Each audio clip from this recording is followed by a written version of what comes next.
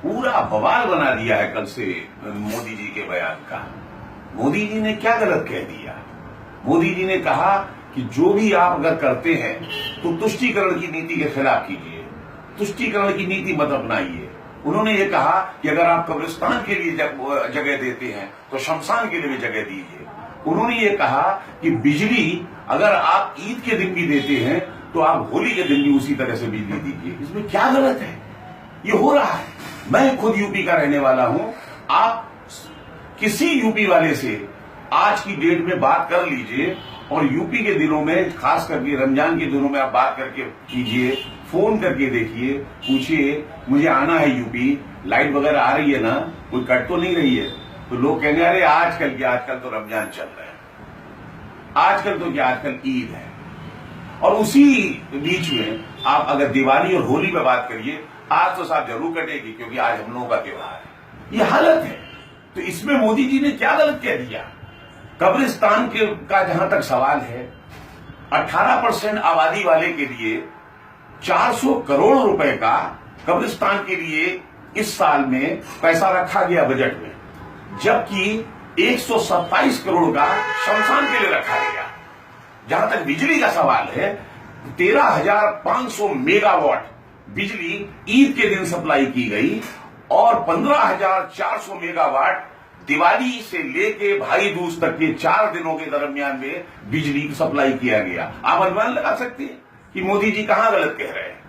मोदी जी जो बात कहते हैं वो कहते हैं कि समान रूप से सबके साथ बात करो, 125 करोड़ लोगों के लिए बात करो, 22 करोड़ लोगों के लिए बात करो। लेकिन यहां पर इस तरह का माहौल बना रखा है। जहां तक सवाल है इस बात का कि काम का, तो मोदी जी ने काम करके दिखाए हैं। ये देश है, ये कोई मोहल्ला, कोई स्टेट नहीं है। आज अगर आप जाएं, हाईवेज को देखें, हर रोज 75 किलोमीटर का हाईवे बनता है और ऐसा हाईवे बनता है, किसी रोड से चले जाएं आप, कि अगर आप उसमें सफर कर रहे हो तो पेट का पानी तक नहीं रहे। जहां तक सवाल है भ्रष्टाचारियों का, उनमें डर बैठा हुआ है कि पता नहीं कब कौन सा कानून किस तरह से राष्ट्र के नाम पर मोदी जी संबोधित कर दे। आतंकवाद का जहां तक सवाल है, आपको याद होगा पहले बॉम्बे में बम फटा करते थे, बनारस में बम फटा करते थे, यूपी में बम फटा करते थे, बेंगलोर में बम फटा करते थे, दिल्ली के अंदर बम फटा करते थे, मेन मार्केटों में बम फटा करते थे, मंदिरों में बम फटा करते थे, मस्जिदों में बम फटा करते थे। आज की डेट में आतंकवाद को केवल कश्मीर तक सीमित कर दिया गया है। यहां तक आने की जरूरत ही नहीं महसूस कर दी है। इसको कहते हैं काम, इसको कहते हैं अच्छे दिन, इसको कहते हैं काम बोलता है। रहा सांप्रदायिकीकरण की बात, मोदी जी ने कोई सांप्रदायिकीकरण नहीं किया। सांप्रदायिक वो बात जो फैलाने वाले हैं उनसे तो ना कांग्रेस सवाल करती है, ना अखिलेश यादव जी सवाल करते हैं, ना मायावती सवाल करती है। वो शख्स जूनियर वैसी जिस वक्त बोलता है कि 15 मिनट के लिए भारत देश की आर्मी और पुलिस को हटा लो, फिर देखो हम हिंदुओं का क्या हाल करते हैं, उसके बारे में कोई सांप्रदायिक नहीं कहता। मायावती खुलेआम कहती है कि हमको वोट दीजिए, हमें मुसलमान लोग कस के वोट दें, हम इसको ये करके दिखाएंगे। ये कोई वो नहीं है। मोदी जी ने आज कब्रिस्तान और शमशान एक समान आंखों से बोल दिया। इसको आप कहेंगे कि ये सांप्रदायिकीकरण है?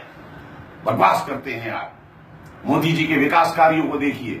और तो और आज सबसे बड़ा जो घटिया, अगर आज समाजवादी पार्टी के नेता राजेंद्र चौधरी साहब ने बोला है कि मोदी आतंकवादी है, वो आदमी के लिए आप आतंकवादी बोलते हो? जो राष्ट्रभक्ति के लिए सराबोर है, उस आदमी के लिए आतंकवादी कहते हो? जो सुबह से लेकर शाम तक 20 घंटे इस देश के लिए सेवा करता है, उस आदमी के लिए आतंकवादी कहते हो? जिसने अपना घर बार परिवार सबको छोड़ दिया, उस आदमी के लिए आतंकवादी कहते हो? जो कभी भी अपने लिए कुछ भी काम नहीं करता, कोई पैसा अपने लिए लगता, उस आदमी के लिए आतंकवादी कहते हो? हाँ, वो आतंकवादी है।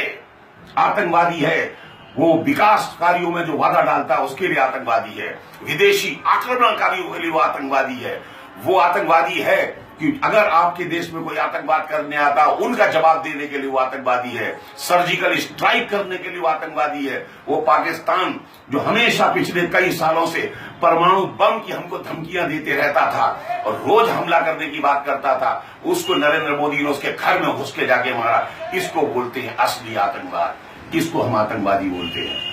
अगर नरेंद्र मोदी को इस तरीके की बात आप कहते हैं, हाँ वो आतंकवादी है। मेरे देशवासियों, ऐसा प्रधानमंत्री नहीं मिलेगा गलती मत कर जाना, उत्तर प्रदेश वासियों भूल के गलती मत कर देना, क्योंकि आपके हाथ में इस वक्त पूरा देश की बागडोर है। आपकी एक गलती इस देश को गर्त में भी ले जा सकती है। इसलिए याद रखिए, ये सम्मान की लड़ाई है, आपके वजूद की लड़ाई है, और वहां की सारी जनता इस बात को पूरी तरीके से ध्यान रखे। मैं सिर्फ ये कहना चाहता हूं, अगर आपको मेरी बात ये जचे तो एक लाइक जरूर कर देना, और अगर वाकई में आपको नरेंद्र मोदी जचे तो इसको एक शेयर कर देना।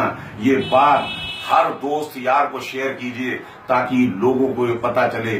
और अगर आप वाकई में मोदी और वाकई में इस देश के लिए करना चाहते हैं, शेयर करके इसको ऐसा फैलाइए कि लोगों की जुबान पर ये पहुंच जाए। अगर इस देश के लिए चाहिए तो केवल मोदी, मोदी ही मोदी। जय हिंद, जय भारत।